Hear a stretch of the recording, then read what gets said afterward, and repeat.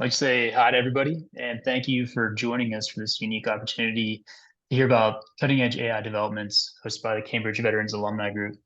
We're a group of U.S. active and veteran service members who have received a degree from the University of Cambridge. My name is Zach Stifler.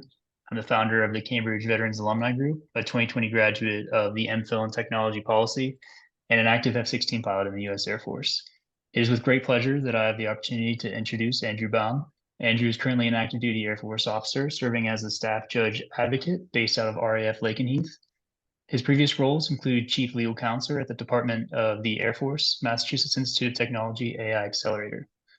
It is there that he applied his interest in law and AI to assist in 15 projects run by the organization while contributing to the more than 400 publications released from the accelerator.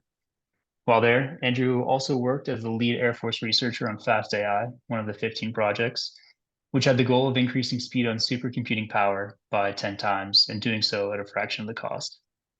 In addition to receiving a JD and LLM, Andrew recently completed his PhD in National Security Contract Law and Artificial Intelligence. Before I pass the mic over to Andrew, I'd like to state that the views expressed in this webinar are those of the speaker and do not necessarily reflect the official policy or position of the Department of the Air Force, Department of Defense, or the U.S. government. Also, this meeting will be recorded to be viewed later, and we'll be reserving the last 30 minutes for Q&A. So please post your questions in the chat box throughout, so when we get to that portion, we can quickly jump in. And with that being said, Andrew, the stage is yours. All right, well, thank you, Zach, and thanks to everybody coming on. It's my pleasure to be here. I guess I would say good evening for those of you with me in England, or thereabouts. Good afternoon for some of you in the States. Maybe good morning. But it is great to see really a global audience here, and so. It actually kind of brings in just a couple of disclaimers. You already heard one from Zach. That's kind of part of it. I am an active duty airman. I'm a judge advocate, so a lawyer. So I'll just kind of go through some of the different filters that I see some of the issues that I'm going to talk about this evening with you, just so you understand some of my perspectives and how that kind of impacts how I might view these things. And so you already heard a couple. So you tell about my accent. I'm an American. I am a lawyer. I'm in the military. I have my PhD is in AI. I'm coming from the other Cambridge out in Massachusetts.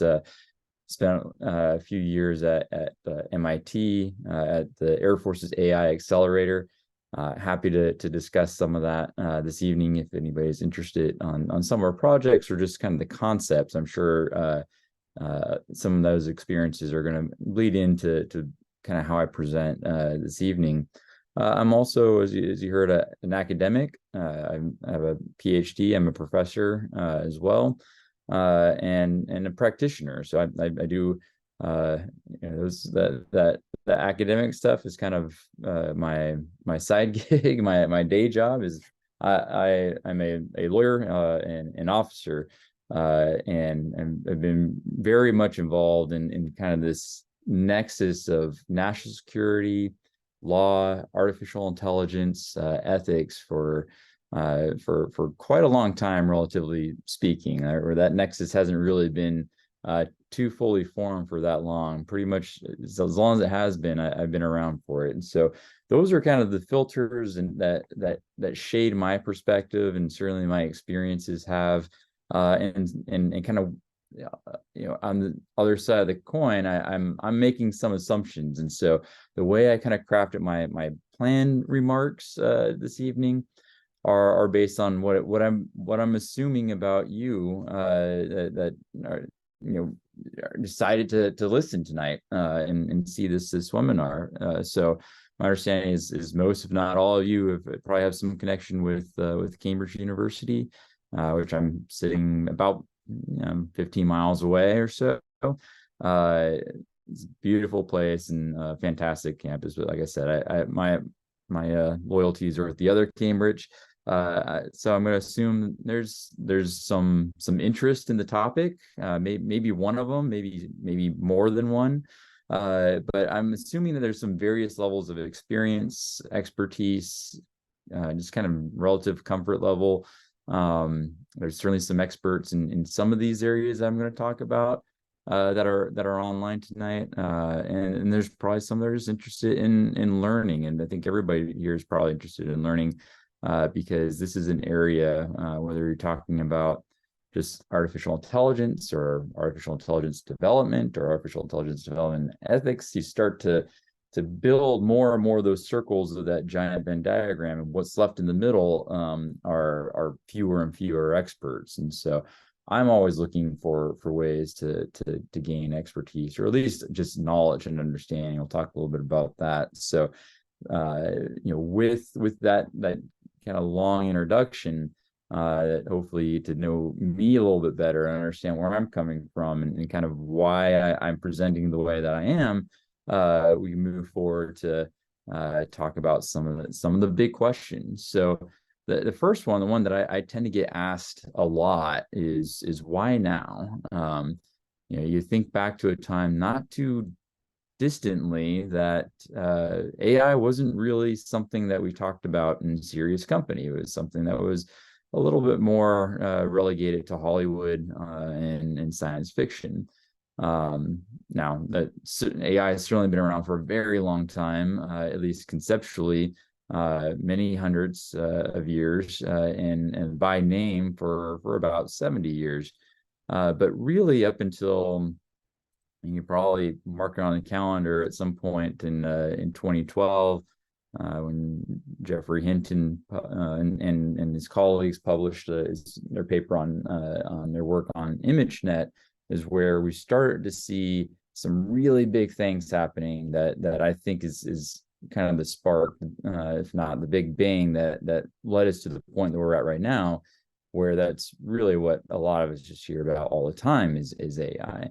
So why now? Well, really looking back at that paper with ImageNet, what was going on was the understanding that you could take algorithms, which have been around for a very long time, and use that for a variety of ways to maybe abstract the physical domain into the digital domain, maybe to process information quickly, maybe to structure it in a way to get insight into data that would otherwise be very difficult, time-consuming, if not impossible to do. So you start looking at algorithms a little bit differently. You start looking at data a lot differently, as that research in that time is starting to suggest the importance of really high quality and large quantities of data, and the higher quality your data is, the more insight, the better, the more powerful your models are going to end up being for optimizing for whatever function you're trying to achieve, whether it's description, prediction, recommendation. Data is going to help you out. And kind of that third pillar of what is creating this really this Cambrian explosion of AI and machine learning models and advancements is compute power. As you heard Zach mention, that was really my research focus, was when I was at MIT, was looking at how to really overcome the end of Moore's law, and get more with less, really kind of overcome some of the physical limitations on just getting smaller in order to go faster.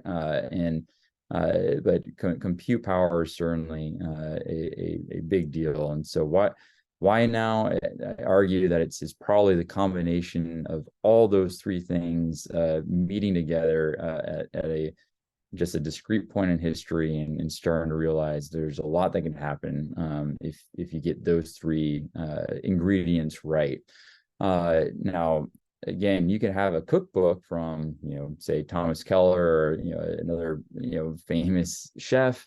It's going to allow you to see what the recipe is. It's not going to necessarily allow you to do what they do. And so talent is another factor, if not a pillar in that architecture for why now, why AI now, and talent is certainly a requisite for really being able to use and leverage AI to the extent possible. Well, when we talk about talent and some of the other resources that I mentioned, we start to have to ask some questions. And you heard from Zach and myself that there are some veterans in this discussion this evening, and that's certainly a perspective of mine. And so I'll talk a bit about that. Why is AI important to defense and national security or collective security? And what are some of the challenges that those really kind of for the data, compute, algorithms, and talent? Why do those pose challenges? Why is AI development an adaptive challenge? I'll talk a little bit more about what that even means, and hopefully get some of your thoughts on why that might be. What should we worry about? That's a question that if you're in this field, you're probably getting a lot of it. Just as about 10, 12 years ago, we start to see really this really powerful increase in applications through machine learning. What we've seen really in the past year dominating headlines is things that we should be worried about. So I have some perspective on that as well. And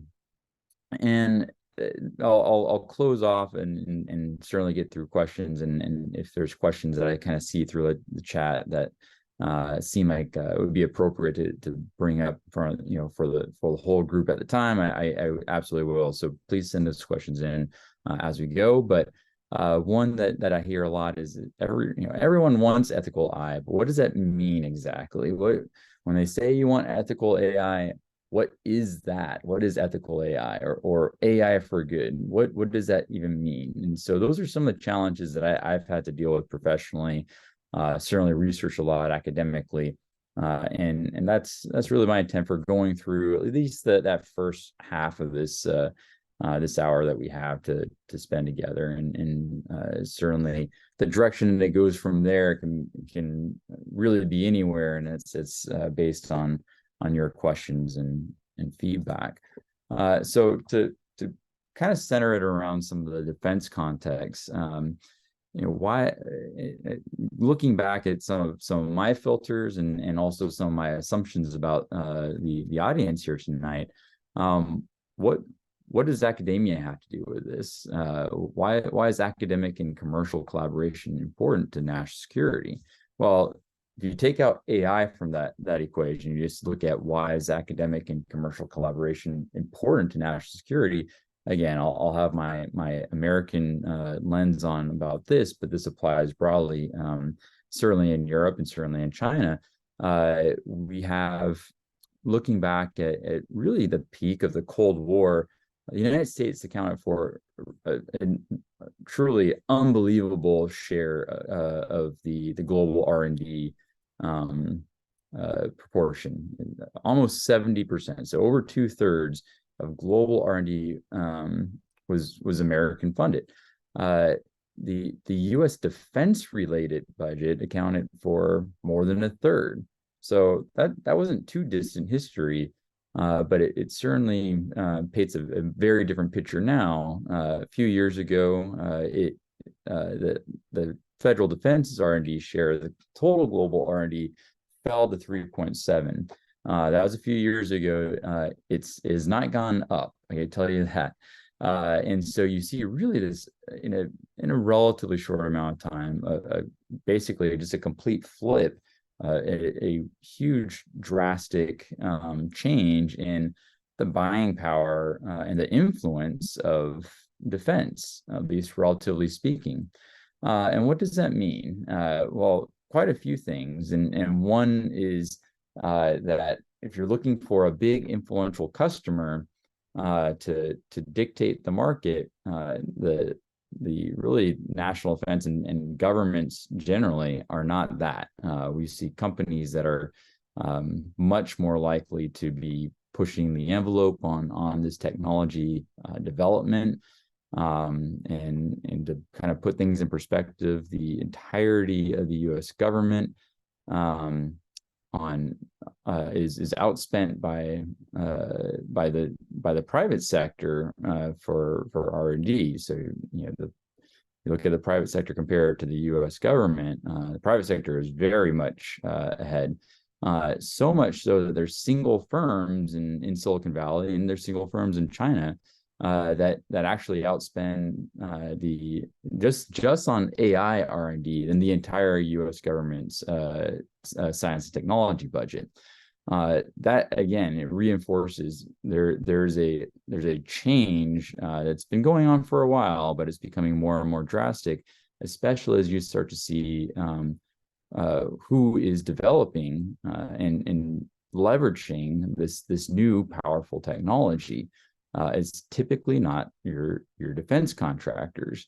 And so a few years ago, about a year and a half ago, there was a commission. It was called the National Security Commission on Artificial Intelligence, the NSCAI. And if you ever read the report, it's a great read, easy, summer beach read. It's about 750-ish pages.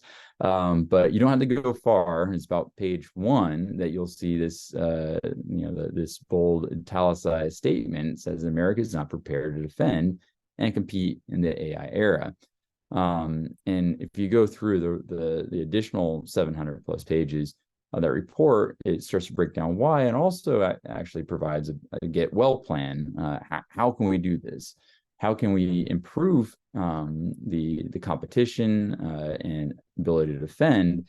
Really, what it's looking at is how does the United States and its allies leverage industry, so commercial sector, and academia. And the reason why we need industry and academia and allies to be working together, the report suggests that this is a whole of nation and really whole of community, international community effort, is because of the different, the complexity of some of the problems posed by development in AI and the different roles that are played, and really some of the different incentives for industry versus academia versus government are going to vary enough, but ultimately progress in this area is going to require, at least a combination of some, if not all, of these parties. And so I mentioned it in passing a couple of times. So let's talk about why is AI development an adaptive challenge. So first, it helps if I explain what an adaptive challenge is, if you're not familiar. And you kind of think of it as there are things that are technical problems. And technical problems are really problems that certainly are challenges, but when you're looking at the problem definition is known. It's well defined. The solution is known. There's some work to get there, but you already know what the problem is. You know it well enough to define it, and you know the solution. That's a technical problem. We're all very equipped at handling that. An adaptive challenge is one where it requires learning to even understand what the problem is. It requires learning to understand what the solution could be. It requires experimentation, risk, acceptance of failure, learning to be able to achieve that solution. And the locus of work, where is this coming from, is not coming from any one authority. It's coming from a variety of stakeholders. And so when you're thinking about what is AI development and how do we do that, either individually for personal purposes or collectively in an organization, whether it's a startup or an established company that's becoming is going through a digital transformation and trying to incorporate and leverage AI systems to better meet its goals, or even at a more macro scale, at a societal or certainly government perspective. We don't really know how to define the problems, don't know what the solutions are, and there aren't really experts to tell us how to get there. And so AI development requires really a wholesale adaptation. And for those of you that have some background like Zach and I do in the military, certainly in the Air Force, some of the things that you have to do when in an adaptive challenge are you have to be able, if I'm telling you you don't know what the problem is or how to define the problem, well, what do you have to do? You have to diagnose a problem. That starts with data collection. You go to problem identification. So what is the problem? You start doing interpretive, go into the interpretive stage of trying to assess why that is a problem. And then you start to think, what's next? What are the approaches that you're going to take? And if you're in the Air Force, like Zach and I are in, that kind of looks like that OODA loop of John Boyd. So that observe, orient, decide, and act. And at a personal level, these are challenging. At an organizational level, it takes a very long time, and you're really starting to question some fundamental long-held truths in order to get around this. And so we have a lot of just structural challenges before we even get into what can AI do, what are the risk of AI systems and development, and before we even get into some of the ethical details, just baselining what comes next. How do organizations, whether you're in academia, in the commercial sector, or in government, how does the organization that you're in adapt to be able to start leveraging AI? There's certainly companies out there that they're AI first. They are set up and recently enough where they understand the importance, really the strategic importance of having machine readable data and make smart acquisitions. Maybe less of an adaptation because it was set up that way. But for most organizations that existed before really this sea change in machine learning are going to have to go through some of these really internal struggles to get through and understand where can AI be used, what types of priorities need to be rearranged in order to make AI real for that organization. So from a government perspective, and I think this applies really kind of regardless of the context, but you'd imagine government, just big organization. Do big organizations, generally speaking, in your experience, are these processes nimble enough to keep pace with the speed of AI development and law and policy? And so, talked a lot about kind of the technical side of things, but certainly there are some limitations with law and policy. Can these processes keep up? What about in how a government or a large organization contracts? What about AI makes that challenging? A lot, it turns out. It's typically how a government is going to contract for AI is going to look pretty much like a procurement where it's all based on known requirements. Well, if you're looking at a problem that machine learning would be useful in, you typically don't know what the solution is. Otherwise, you would just have traditional software. And so really at a fundamental level, the contract procurement system is becoming somewhat obsolete when you're focused on procuring AI systems. It gets much more complex. I don't have the time to talk about that. I teach a semester-long class on that. But it's how things are contracted. Seems pretty basic. How hard can it be? Turns out is incredibly hard. What about how it recruits and retains personnel? If you have an organization where, as I mentioned before, one of the most important components of seeing machine learning being able to be incorporated and leveraged by an organization is its talent. Things like human resources and recruiting and retention policies become much more in the focus. And then what about in how this organization uses AI to inform decisions? And the key is, why are you using AI in the first place? Well, it's probably to help you make decisions better, smarter, more informed, but ultimately faster. And we'll talk a little bit about that. So, as I mentioned, big question that most people in this field get asked a lot, certainly in the past year or so. We could thank ChatGPT and some of the other large language models to becoming part of the zeitgeist. That if you are a professional in developing AI systems, you're probably going to be asked this. What should we be worried about? In my opinion, a lot. There's a lot to worry about, but it's certainly not all doom and gloom. It just requires a lot of thought and events like this to be able to share ideas and learn from each other. And so some of the things that I think about a lot, and again, think about some of my filters that I see the world through.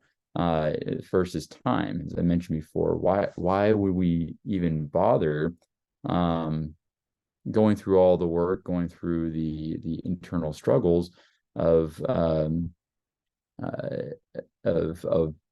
the adaptive challenge in our organizations? We have to make sure that AI is worth it. Well, it's worth it because ideally it's going to allow us to make decisions faster. And whether you're a business, government, certainly military, moving fast is really the name of the game. So why is this a concern? Well, for a variety of reasons. One is this is where field of computer science and performance engineering, some of the research that I was lucky enough to be a part of, how fast can we get?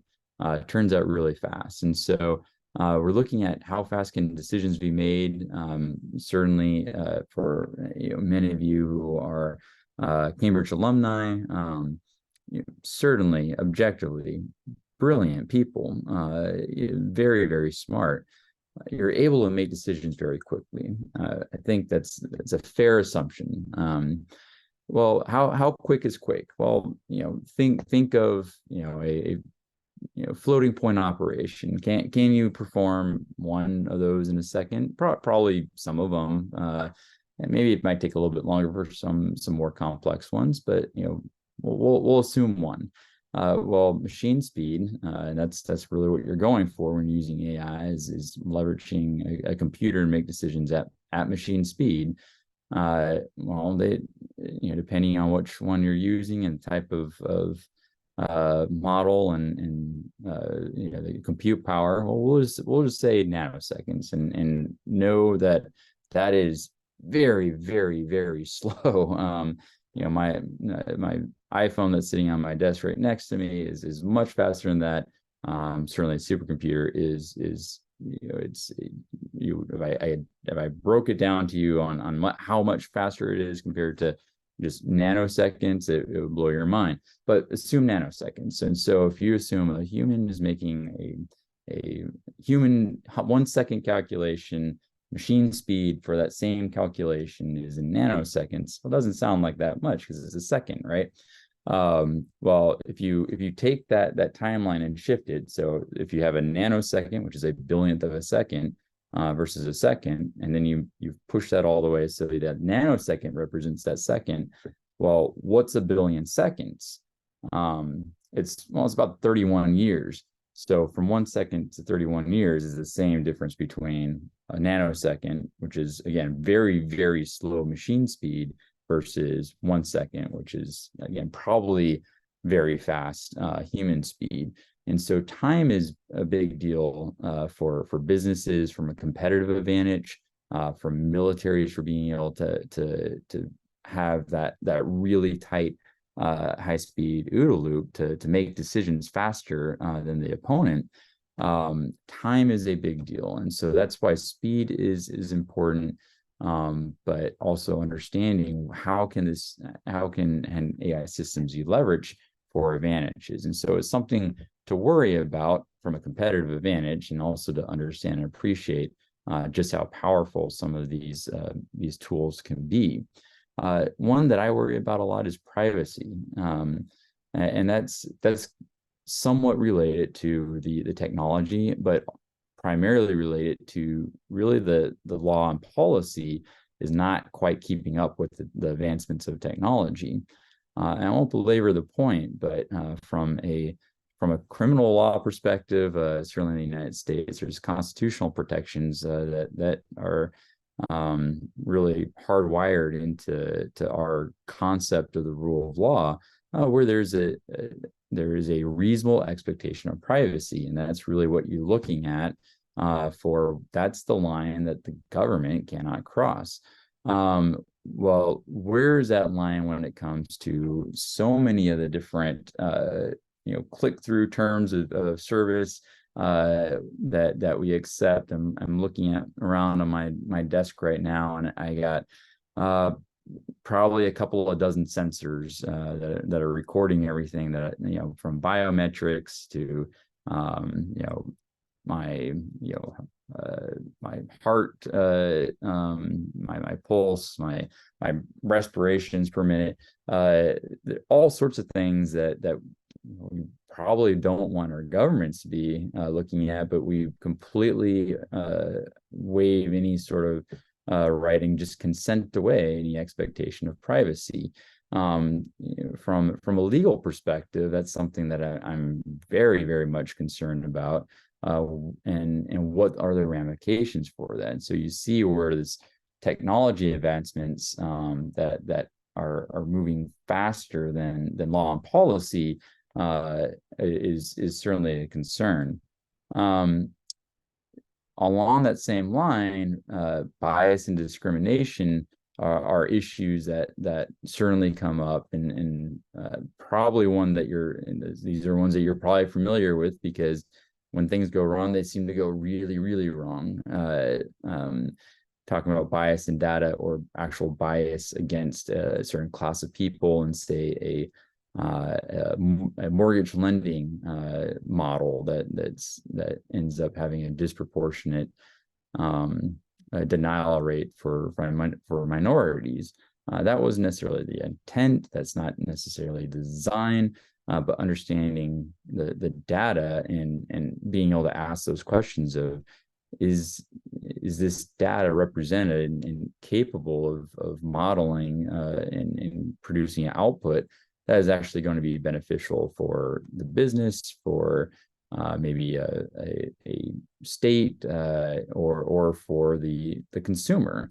And so there's a lot of stakeholders that are involved that should be concerned about some of these technical issues. Same thing with misinformation and disinformation. From a national security perspective, somewhat terrifying. What is the power of misinformation? Well, we've seen that play out multiple times in recent years from a variety of case studies. But the fear is starting to raise as generated information, false information, becomes more and more convincing, which brings me to the double-edged sword of trust and mistrust. It's talk about the advantages of AI systems and why you should want that. Certainly, over trusting is problematic, and not trusting enough is also problematic. And so, in order to figure out where that's going to be, you have to appreciate that there's a knowledge gap. As I said, I have an assumption that there are various levels on this webinar right now of knowledge of really any of these issues that I'm describing, and that is okay. But we have to appreciate that not everybody is going to fully understand some of certainly the technology, but certainly some of the implications of the technology advancement. So really, regardless of your organization that you're in, it's important to focus on building that conversancy and a common understanding of the type of system that you're planning on using, the data that you're collecting, why you're collecting it, how you intend to use it. And without really bridging that gap, there's the risk is going to be much greater. One that I'll point out that isn't often considered, and I'll go back to the beginning where I said, why now? Why are we in this kind of AI Cambrian explosion? We have data, we have algorithms, we have compute power. We also have the talent to leverage those ingredients. But the fifth component is energy. None of that works without a tremendous amount of energy. And typically, the more data that you're trying to process, the more energy it's going to require. Large language models are particularly energy greedy. And so understanding what that means in terms of, bluntly from a commercial perspective or even a government perspective, your bottom line, it's going to cost a lot to actually use models to drive insight out of your data. And so you have to make some decisions and selections and prioritizations, but also understanding that, what does that mean to the climate? The energy cost and usage for training a model, depending on the accuracy and the complexity of it, can for one model trained on one instance can exceed the size of a medium-sized city. It's a tremendous amount, and the research is really just budding at this point. But certainly there's a demand for better understanding in this area. And so we're starting to see quite a few of the kind of larger conferences in this area start to require statements about how many compute hours you use, what was the CO2 released in training this model that your article is based on. Again, that's on the academic side, and TBD on whether that crosses over into something like a nutritional facts type label on the commercial side, so that there's a better understanding of what is the impact to help consumers be able to make decisions on whether it's appropriate or not to leverage AI in deriving some insight or decision capabilities. Then, of course, there's what is often discussed in media. It's fairly sensational. It's, should we be worried about artificial general intelligence? My personal opinion is no, not anytime soon, at least. And we're seeing evidence of that really play out pretty profoundly, that maybe that will be a concern at some point. But I think any of the concerns that I brought up previous to this one certainly are ones that take up a lot more bandwidth in my mind. The artificial general intelligence would, presume that a model is going to be able to really have general capabilities, general intelligence. Where many models perform a specific task much better than a human counterpart would, but it's just one. Very few can do more than one. Almost none could do more than a handful. And artificial general intelligence infers that it can handle a variety of different tasks better than exceeding human capabilities. We're just not there yet. But all those concerns certainly kind of bring together if you had to name what is that kind of unsaid term that we're concerned about, is you call it harm. What is it that we're trying to make sure doesn't happen? What are we trying to mitigate? It's essentially harm. What bad could come of developing AI, and if you're looking at development and what the link is to ethics, we're starting to get on that road here. So think of this concept as really the bridge between AI development and ethics. And so a lot of that kind of comes from my perspective from being a lawyer, is regulation. That's kind of the easy way to be able to protect from harm. Is government says these are things that you cannot do, or if you are going to do things, these are the ways that you must do them. Should AI be regulated? There's certainly very, very good arguments that it shouldn't be regulated unless necessary. And that could be for a variety of reasons. It could be for advancement of science. It could be for public goods. It could be for economic gain. Should AI be regulated? Most would probably agree yes. How should it be regulated? That becomes much more challenging. What should be regulated? Who should regulate it?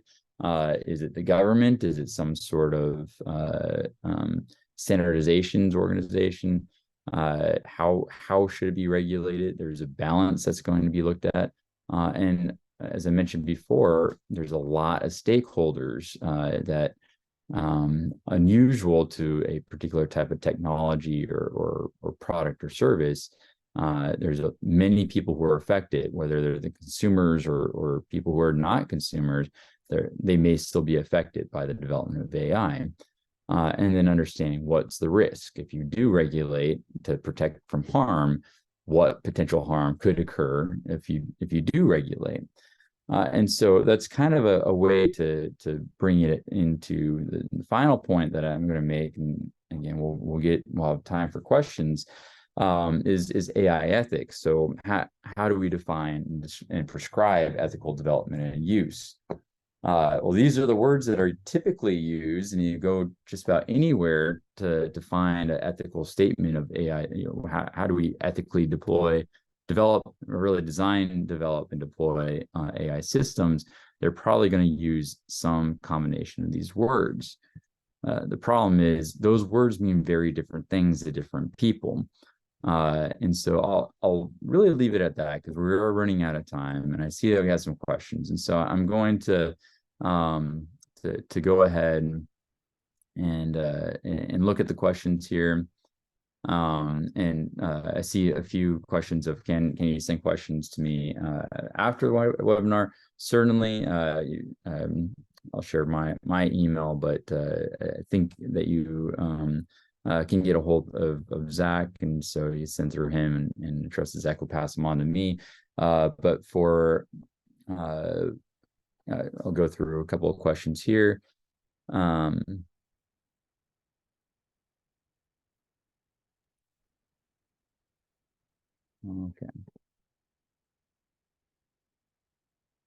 Yeah, and feel free to send your questions into the chat box, everybody. And then if you have any questions afterwards, feel free. I'll link both of our LinkedIn accounts onto the chat box here. And then you can reach out to either one of us. I can pass the questions on as well. But feel free, any questions you have, go ahead and pass them in right now.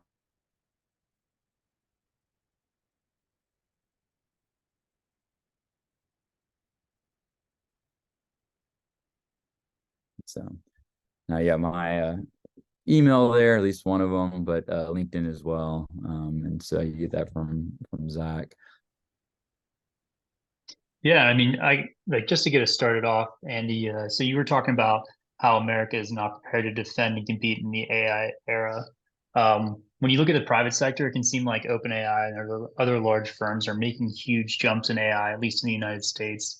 How does this compare to other countries such as China? Are they making bigger leaps, or are they making different leaps that kind of have a bigger impact on AI and the industry as a whole? Yeah, it's a fantastic question. So it's hard to actually compare in a couple of senses.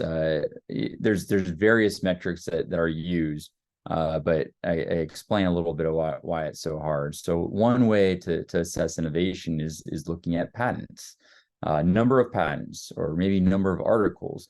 Well, that's a quantitative metric, and in that regard, China tends to be leading the world.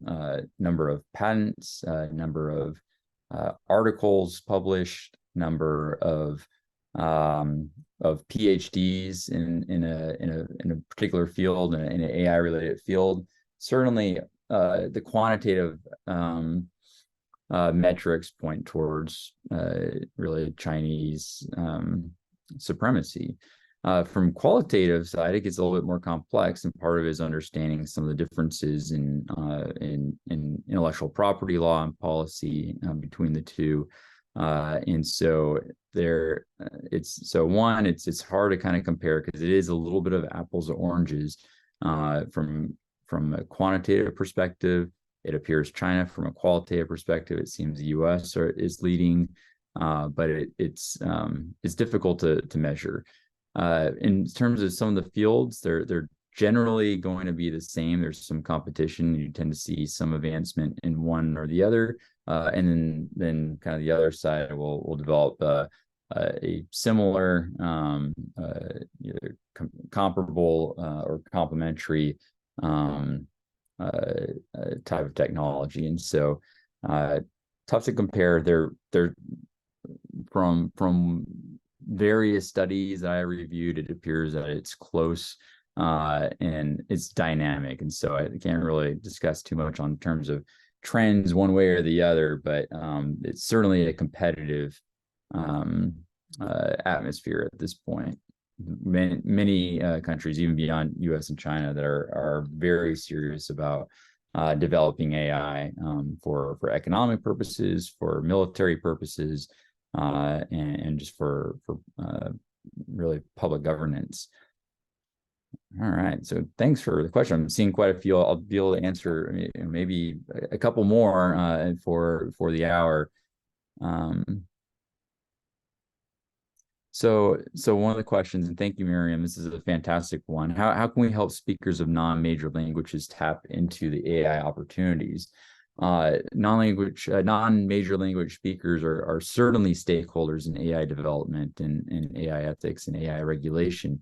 And so acknowledging them as stakeholders and considering in design phase, certainly from a non-major language speaker, you kind of think of other types of systems and who is it intended to help, who may inadvertently be left out.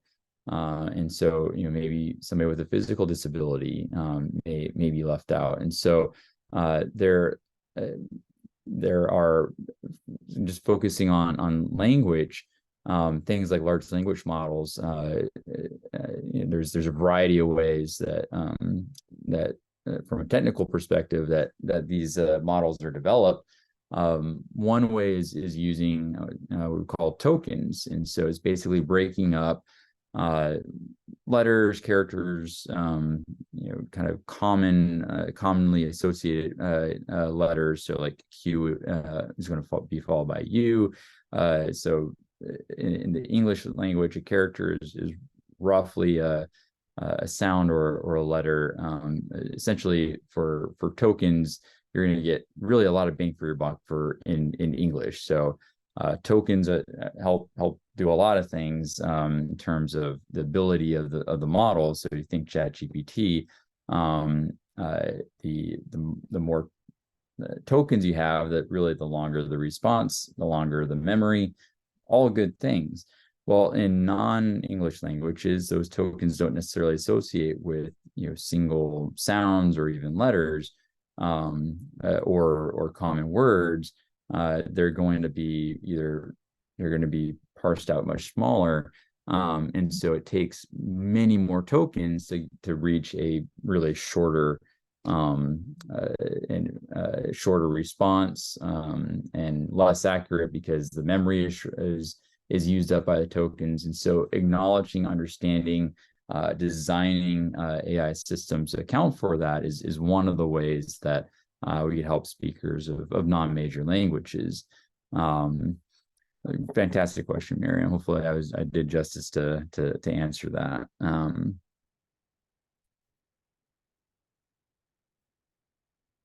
So question on for using AI for decision making. So can it be used to assist us in defining strategies? Is a really challenging question. So really quickly, so I could try to get into another one. That's starting to get into the realm of possible. I would say that probably wasn't something that could be done really just maybe even a year ago. But things like wargaming, and wargaming, it certainly has military connotation, but wargaming also works for defining, developing strategies and being able to assess different courses of action. And so, in a strategy, you want to be able to define your desired end state, and then determine how you're going to get there. And so things like large language models are being used for their incredible capabilities to be able to go through and quickly analyze tremendous amounts of textual data. And so that's one way. Again, it's very complex issue that's is technically very challenging. Certainly something that more than just militaries are looking at. But being able to test that out, again, it's only going to work if you have representative data to be able to assess. And so for any AI problem, I would suggest start with getting the best data you can that's the most representative of the problem that you're trying to solve for. And that's certainly the case for trying to define strategies for a particular end state. All right, trying to move on to another question while we still got a couple more minutes.